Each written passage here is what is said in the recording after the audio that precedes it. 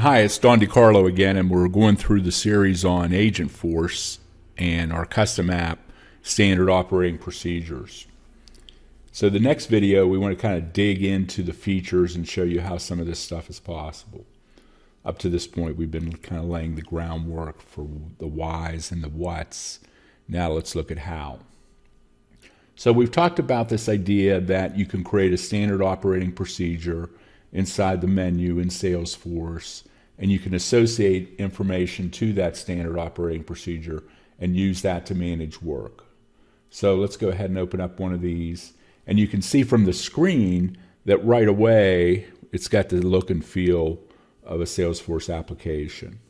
So we've got a standard operating procedure menu, we've got steps that are step-by-step instructions that are part of that, and then we've got some fields on here that need to be filled in.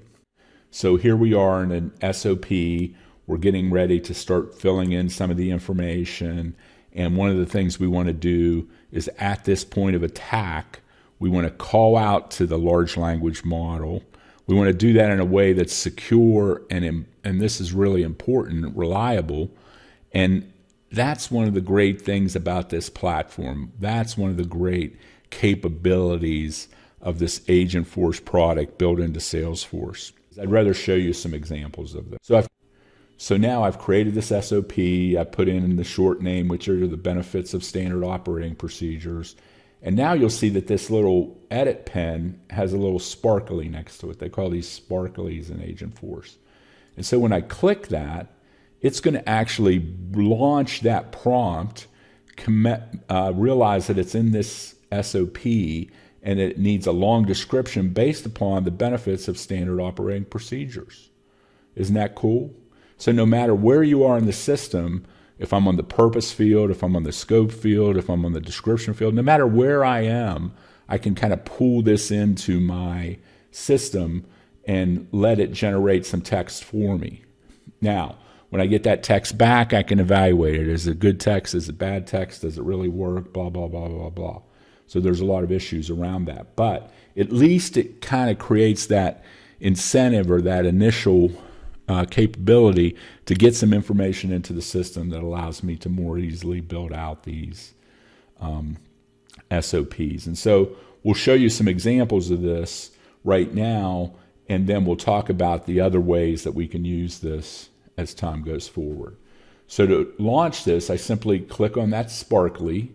It launches Agentforce. You can see here's the Einstein prompt that's going out, and it's evaluating based on that prompt.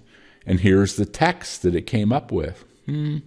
That's not bad. You know, it elaborates a little bit more based on what it knows. It's using some of the context. Maybe there's some best practices out there about SOPs and, you know, what the benefits are to organizations. And so it's kind of incorporating that all in there. So I'll simply click Use, and then over here you'll notice that it copied it to the field. So that's copy, cut, and paste inside of SOP for Agentforce. I didn't need to go out, run it in the ChatGPT prompt, evaluate it over there, copy it, come back into this screen. I'm putting it at the point of attack. I'm taking the data in a secure way, and I'm attaching it right to this SOP at the point of attack. And so now when I click Save, it's going to populate that screen, and I can go in now and I can edit that field and provide more context to it, create other pieces of information. I mean, it's really, really great.